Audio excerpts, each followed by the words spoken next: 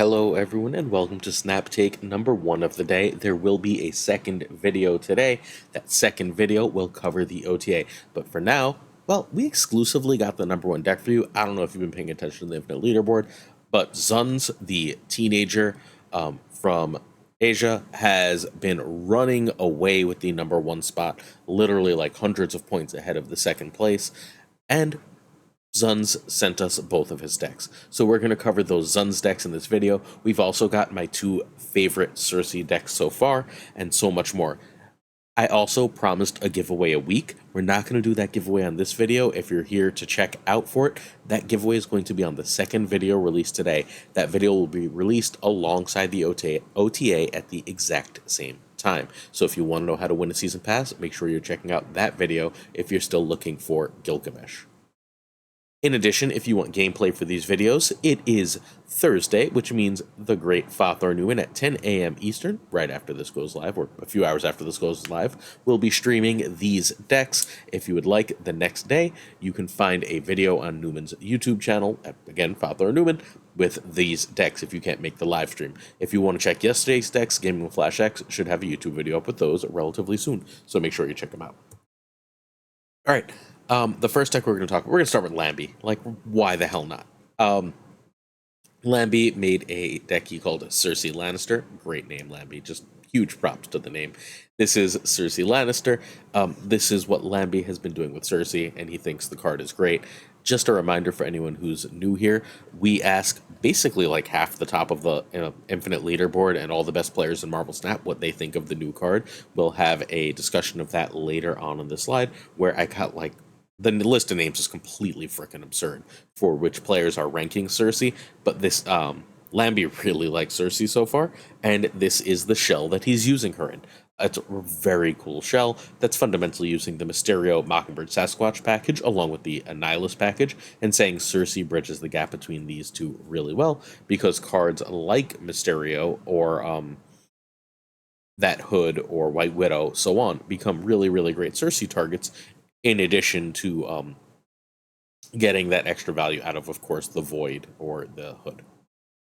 Alright, so you can find Lambie at twitch.tv/LambieSeriesTV. He might be playing parallel sometimes, but he still plays plenty of Marvel Snap. Widow, Red Guardian, and Nocturne are good stuff cards. None of them are requirements for this list in the slightest. Don't feel like you have to have those 3 to play it. Medusa, Gladiator, Rogue, Shang-Chi, Shadow King, anything along these lines are perfectly fine replacements for those cards. Sasquatch and Mockingbird are sort of the purpose of this one, along with Sersi. You can, however, survive without Sersi and run Valkyrie or Lady Deathstrike. You do need Nico and Jeff, and I think it's time to, like, it's not quite time to put Nico in Jeff category, but both Nocturne and Nico are, like, the step below,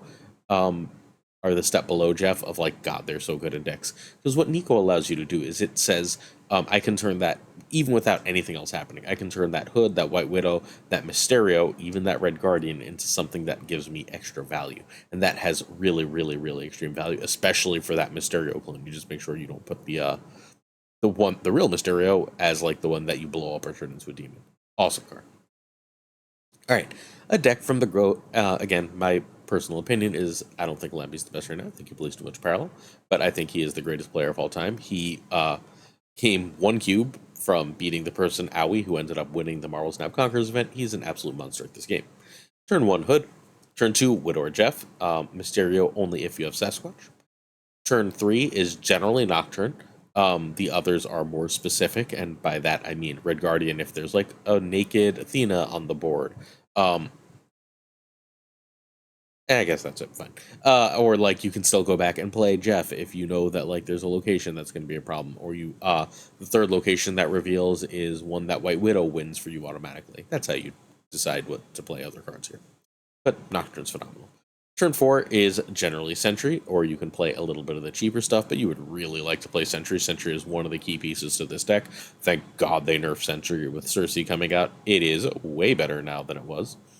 Turn 5 is either you go wide or you drop Sersi and Annie. I tend to prefer Sersi, or Annihilus, and then I sort of want to follow up with the other one of those cards. Ideally, I go Annihilus, I get rid of some stuff, and then I can Sersi, but whatever. Sometimes at the very end of the game, you're just sort of dropping a Hood and Annie, or a Demon and Sersi, or Demon and Annie, and that tends to be enough power to win. A lot of power to this one. If you can, sorry, on turn 4 or 5, if you can, wait the extra turn and go like Mysterio and, like, if you can go like Mysterio Jeff Hood, you're, like, in heaven, right? Because then you can Sasquatch Mockingbird, probably on that last turn along with your, big card, and that seems like it's probably pretty good. So this deck is really powerful. I think you'll like it a lot if you have access to these cards. I know this is an expensive one, but it is really strong. So I think that's ultimately where I'm going to land on Sersi. That's my early perspective on Sersi. If you really like Annihilus, it's probably worth it. All right, please hit that sub button, hit that like, and hit that comment. We bring you more decks from the top players ever. I'm going to actually save my sell for subs until we get to that slide that has all of the different content creators talking about Sersi, because that's why you should sub. Because we get you the best information from the best players. Like, comment, watch as long as you can. Make sure you don't miss that section. All right, Sarah Miracle is the #1 frickin' deck in Marvel Snap. Zuns has been playing 2 decks, according to Zuns, relatively equally. One is this Sarah Miracle deck, honestly built specifically to beat the Cannonball Professor X meta, because, like, if the most expensive or powerful card that they're pushing away is Gladiator or Invisible Woman or whatever, you're probably perfectly fine. Claw can steal those Professor X lanes. Sarah is obviously stellar at doing a whole bunch of stuff. If they drop Ravonna, you want to be able to drop Mobius or Red Guardian. It's a counter deck. Shadow King will stop your Athena, Angela bullshit, so it's countering an awful lot of the meta and able to steal #1 because of that, while putting like just good stats all over the place, right? Like if behind an Invisible Woman you have a Ms. Marvel and a Claw, your opponent has no idea that you're about to drop 9 on that right lane. It's just a ton of power. All right, you can find Zuns at twitter.com/Zuns, XUNZZZ0122. Mobius, Polaris, Red Guardian, and Nocturne are good stuff. Polaris, Rogue, and Cosmo are the replacements. Specifically, Rogue would replace Mobius because, again, you are trying to counter largely Ravonna, who is the new Zabu and worth going everywhere to counter. Red Guardian is harder to replace in a deck that'll run Shadow King, so I was thinking something like Cosmo, because there is a lot of that Namora stuff floating around, and I think Polaris is fine as Nocturne. You can also just, like, happily throw in a Scarlet Witch without losing too very much. Gladiator is big and you're kind of stuck there. There's not really a 3 that's nearly as big as Gladiator that you can play on curve, so unfortunately you're kind of stuck with Gladiator. If you have Sage, I know that's not really better, you can try that. If you have Wolfsbane, you can try that. They don't do the same thing, but at least they're big.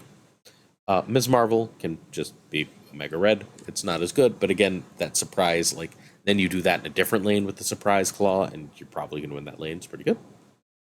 Jeff is in, just get Jeff. Jeff is the best card in the game.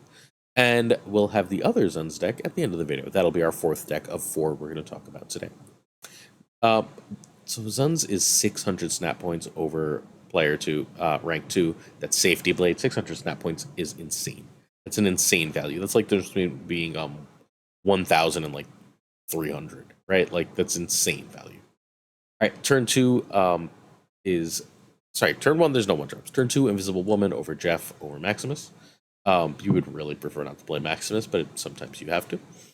Turn 3, Nocturne and Gladiator are your safe 3s. Red Guardian and Mobius are specific. If you've got a need to answer something, that's when you use them for. Be a little careful with Nocturne, lest your opponent has a magic. If they have a magic, you'd rather drop Nocturne later so that you can move the Nocturne to where you need to. Turn 4, Ms. Marvel, or the other of the turn 3 plays. Ideally, one has shown itself as specific at this point. Turn 5, Sarah is so above and beyond your goal. Like, Sarah is amazing. A Sarah / Shadow King Maximus at the end is insane. You can also go Shadow King or Maximus with, like, a, for 1, right? You can play both for 2 with a Killmonger for 2, and then you still have enough for a Ms. Marvel. Which is just, like, now we're being silly, right? Now that's 1 more than Ms. Marvel. I guess you'd have to choose between your 2s, but you get the idea. It's silly sauce how wide you can go. With Sarah out, Sarah remains one of the best cards in Marvel Snap. So happy they gave us a cool Pride variant. And you can just go wide and put power all over the place. Again, and Claws are perfectly fine replacement for Sarah, especially because people still don't play around the card. I don't know if you've noticed this, and it's taking cubes for me too, so I'm not saying I'm better than it, but no one ever plays around the 4 and 8. People play around the doom of 5 and 5 all the time, but 4 and 8, that'll get you extra cubes. So this right now is the #1 deck of Marvel Snap, because he's insanely thorough. Both R.S. Berry, who's like a top 5 player, and Sizer, when I said I had the #1 deck, figured out what it was by going through untapped data with a fine-tooth comb. So like wild. But Sizer in particular then took this for a spin and was like, oh shit, this deck is really good. So hey, spoiler, oh shit, this deck is really good. You should play this like soon. Last thought, this is the best I felt with Sarah Miracle since the Rebus deck. The Rebus deck felt completely overpowered, right? The Rebus/Cozy deck, as you will, felt really overpowered for a while. This feels about that good into the current meta. You should check it out. It's not great against Hela, but like, okay, run. And that Cosmo would fix that. All right. We're sponsoring a tournament, and then when we sponsored a tournament, so did a whole bunch of other people. So we're up to a $350 prize pool for Snap Masters 3. Snap Masters 3 is a like top of the line, only the best players tournament. It has open qualifications, which you can join. We're going to throw the link to that in the description to this video if you would like to join the open qualifications. So you can check those out on June 23rd and June 30th. Those are 2 days of open qualifications where you'll have like a little mini tournament to get into the big tournament for the cash prizes. There's also then there's the group stage on July 9th, and at the end of the month, well, from July 9th to July 21st is the group stage because it's a bunch of people. And then at the end of the month, July 28th, there will be the finals. We, of course, will have exclusive decks for you from this tournament all over the frickin' place. All right, so in Snapmasters 2, the top 4 were Sizer. Hey, we know Sizer. Spyro, we know Spizer. Andre Var, look at that. And I Lost Son. These are 2 FAK players who we should be familiar with if we're longtime viewers. And then 2 of the best players in the world, Spyro and Sizer, were the top 4 at Snapmasters last time. Spyro, like, lives at the top of these tournaments. Gotta take one home one day, Spyro. So they are automatically included, and then certain players from around the world who have showed great success in various tournaments were invited. We have Johnson, the great Twitch Irem Johnson. We have Torikun, who won the biggest financial tournament ever in Marvel Snap. Desmond, who I tell you all the time is one of the most influential players you don't know. Check him out on YouTube at Desmond Korea. The great Lambie series, y'all know Lambie. W, the famous best deck builder in Marvel Snap, serious tournament player. The great Browdy. Browdy is our friend. Hi, Browdy. Husky Puppies, the Hella Master, and someone else to be announced. I know who that is. We're not going to tell you who that is. So that's who's already in as like the elite of the elite for this tournament. And then there are 6 more spots to be determined that yeah, if you would like to be one of those 6 spots, make sure you join this tournament. If there's someone, by the way, that you think you would like to see in this tournament that's not listed here, I already messaged Ava and was like, Ava, you got to get in on this. But like, if there's someone you think that should be in this that's not like listed here, let me know in the comments. I'll happily bug people to join. I want to see the best players and watch this. All right. Next up, we have .geo's Junk Bounce. This is our second Sersi list. This is my favorite Sersi list so far. I have had a joyous time with this list. This is like Werewolf Heaven. Werewolf's really, really great in this. Grandmaster is hilariously powerful, either hitting an Iceman, a Hood, sometimes a Nico, a White Widow, a Beast, a Falcon. Like, you just get so much value out of this card in this deck. Shadow King is insane. Like, you Shadow King one lane, and then you drop another card on another, and it's just, like, so much power all over the place. And then, like, you've, of course, got Sersi, because then you don't always have to Annie. You can leave your Hood and Sentry in a lane and just be like, no, they're better cards now, and move on with your life. This is from twitter.com/.geo. .geo is, in my opinion, the best in-game player in Marvel Snap currently, although, since he plays less, perhaps he's been overtaken. I will obviously have to bug him about Snapmasters, clearly. White Widow or Grandmaster could be Medusa or Spider-Ham here, and the rest of the cards are needed. Unfortunately, like, you need Nico for the Hood, and you need Sersi and Annihilus and Werewolf.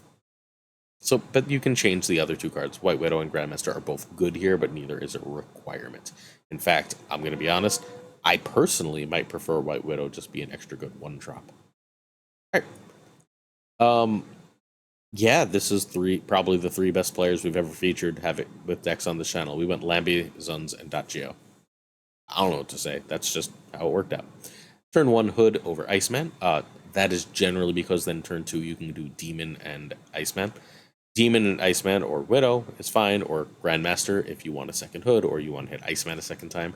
If you've ever played against the Icebox and you've like seen a double Icebox come out, you know how frustrating that Grandmaster and Iceman could be. Turn 3 you Werewolf, and then turn 4 you bounce and to move that Werewolf a couple times, or you just play Sentry. Turn 5 is Annie Sersi, or you can also just save your Sentry till this turn and do Sentry in a 1. This is also your last chance to bounce anything, really. If you played Sentry and you haven't seen any of the answers, like a Beast on that lane is perfectly fine on turn 5. Especially if you have Werewolf out, and then you can move the Werewolf as such. Turn 6, Annie or Sersi, and a 1 or a bunch of smaller cards to move that Werewolf around. Any of this works. Really, really cool. Really, really powerful deck. High variance thanks to Sersi, but other than that, very cool. High variance thanks to Sersi and Werewolf being really tough with some locations. But keep an eye on this deck. The way Geo sent this to me was the exact message I got was, I think I cooked. And then I played it and I went, yes, sir, you did indeed. This is really good. Play it. All right, top players talk Sersi. I just want you to look at this list of players. This is why you should sub if you're not subbed.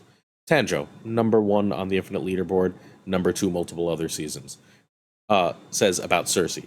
Pretty much what we all expected. Good stats and a lot of RNG. Still not quite sure if she ends up meta, but Prof getting nerfed, hopefully, will definitely help it. I sure hope Prof gets nerfed too.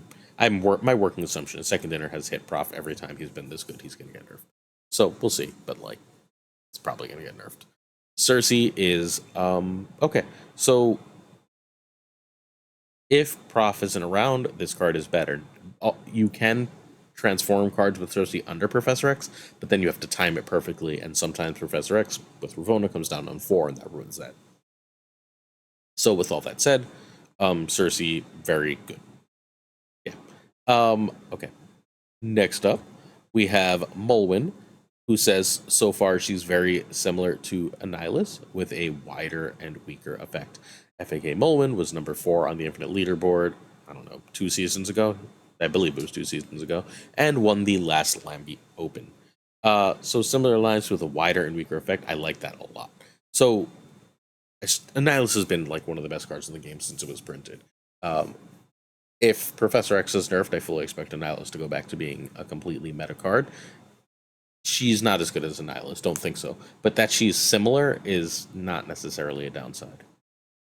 But, again, top of the leaderboard player. The one time he ever tried to be often creates really, really meta decks. Fantastic. But says this is a fantastic card. So far, it doesn't feel broken. Great with Sentry, especially in the animers. My favorite card to play this season. I mean, that's glowing. Not broken is important, right? Like, this is not a card you're getting because you want to win every game, but it is really good, and it's really good. If Annie becomes meta, this is going to be one of your meta breakers, one of your ways to win those matchups against other opposing Annihiluses. Sizer, the number 1 in December, number 2, tied for number 2 last season, currently number 3, phenomenal player. Found a home in Sentry Annie, but they don't seem to be the most competitive so far. Current meta, not super competitive. Again, we're trying to keep in mind that the meta is going to change later today, but worth knowing that Sentry Annie is not meta, even with Sersi. This was not enough of a bump to take it over the Slayer Blade decks or the Hela decks. W says, it's a Hearthstone card. It's not bad finding success in Sentry and Saralist for sure, but still not sure how necessary it is to those things. I think that's interesting. I haven't tried it as a Saralist, but I could see a list like the one we saw earlier from Zuns running Sersi just fine. I like that it's a Hearthstone card, so if you're a Hearthstone player and you missed that kind of card, then it might be worth getting for you. Interesting. W, by the way, for anyone wondering, is one of the most important deck builders in the history of the game. He created the old Eliath Storm lockdown thing. He created Doom Wave. He created one of the major Thanos control decks. Phenomenal deck builder and player. That's why he's invited to the Snap, invitational thing. Geo, we talked about earlier. Very good card, RNG, but super balanced. Oop. So this is not broken. Like, we're getting fairly concerted. This is very good, but not broken answers, which is a thing I'll talk about when we're done, because we got a whole second page of these. We got BBAK, last season's tied for number 2 player. February's number 1 player, was top 4 again, won, I believe, in March. BBK says could be useful in a junk deck, but mostly for streamers. I tried it in Surfer, but ... being not good in Surfer. Specifically not good in Surfer. I think we know its home. Its home is junk decks. Cool. The most negative person on Sersi is Zuns. I think Sersi is not a very good card. Their end effect does not allow people to grasp the timing of the snap, but it's very fun to play. That's important. A snap on Sersi can lose you a lot of cubes. It can also win you a lot of cubes, and it's almost impossible to know which. People are going to take time to learn the timing of that snap. It's also relatively complicated to play around both Sersi and Annihilus at the same time. You sort of want to abandon the Sersi lane because, like, half the time it'll blow itself up and you don't have to compete for that heavily, but you need to fill the Annihilus lane, so that can be complicated too. We're going to have to really, like, see how that works long term. FAK Soul Intent, the organizer of that tournament we spoke about earlier. I'm still thinking that, I spelled that funny, sorry, that the best shell for her would be Junk or Ramp, but she doesn't look must-have to my eyes right now. Like Thena, for example, she's nuts. To summarize, in my opinion, she's more of a tech card for narrow-focused decks. Great. So she's a tech card for junk decks. We're all like clear, right? Safety also mentions Ramp though, so like I'm gonna have to explore Ramp. I know It's Guest Gaming, you could check out on It's Guest's YouTube channel, has an awesome Ramp deck that I'll throw in the weekend mission decks tomorrow. So make sure you check that out. Safety Blade, current number 2 ranked player, was ranked in the top 10 last season. He's a genius deck builder. He made Slayer Blade, that's what's called Slayer Blade. He's also made other meta decks. The original Darkhawk Stature decks were his too. Safety says it's above average, but limited where you can play her. The Ramp and Junk are both good. Great. If you like Ramp, I don't think you need her. She's basically your backup Blink. But if you like Junk... And we're going to wrap with Lambie. Lambie's a huge fan. So good. Gives you outs when you may have none. Having a way to clear your void is great, especially under Professor X. So, alright. Our initial impression is, do you really like Annihilus? If so, strongly consider buying Sersi. She's not broken, but she's definitely a good addition, at least according to these players who, like, if you're going to listen to any players in the world, these are the ones. Do you like Annihilus? Will you be playing a lot of Annihilus? If so, grab Sersi. If not, you need to. Annihilus is not currently meta. We'll see if Annihilus becomes meta in the next bit, assuming anything happens to Professor X and we're not still living in turn 4 Professor X hell forever. Alright. Oh, sorry, there's one more. Owie only gave me one answer. He sent me a screenshot, and that screenshot was him laughing as the opponent played Sersi the first time against him, immediately got Deathlock and blew up their board. So, yeah, that's hilarious. I love Owie. That's great. So, Owie's the final person. He just won the most recent Conquerors event. So, yeah. We got a couple players to talk about this card, right? Alright, next up we have Loki. This is the last deck of the day. This is that second Suns deck. Something important is happening here, like literally extremely important, that we're back on the Kitty Angela thing. And the reason we're back on Kitty Angela and Loki, because we had cut that. If you remember, at the end of last season, you can check Monday's video where we did top 5 decks, where we had all the top players from last season's decks. Chanjo had completely cut that package from his Loki for tech. But Thena adds so much power to the deck. Thena fundamentally says, I can do Noki and Loki at the same time, so I don't have to, like, overdo it. I don't have to be worried. I wonder if we could run, like, a Luke and Shadow King in this deck. Whatever. Neither here nor there. What is here and there is that Thena is phenomenal and makes us go back to this Loki package. So, Nocturne and Red Guardian can be Rodent Shadow King. Feel free to add Gladiator as well. Thena is why this goes back to the Kitty package. If you don't have Thena or Kitty, please check Monday's video with that top 5, and you can just play the Tanjo list, which was number 1 last season. Snowguard can basically always be Maria Hill. Jeff can be Valentina, Sentinel Mirage. Every single one of those is way worse. Jeff is amazing. So this is almost Noki instead. It's just Loki. I love Noki. Noki's like my favorite archetype, or one of my favorite archetypes besides Bounce.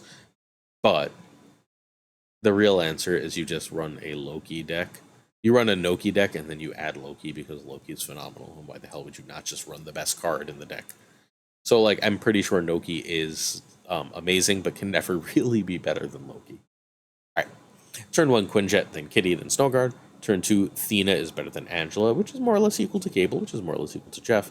I like to get Thena down first here for this deck, because if I'm going to end up Lokiing, I'll often be able to play 2 cards for the next 2 turns after, and then I can still trigger Thena, while there's no guarantee I have the bounce and shenanigans to keep triggering Angela. I will Cable over Angela if I know I'm going to Loki.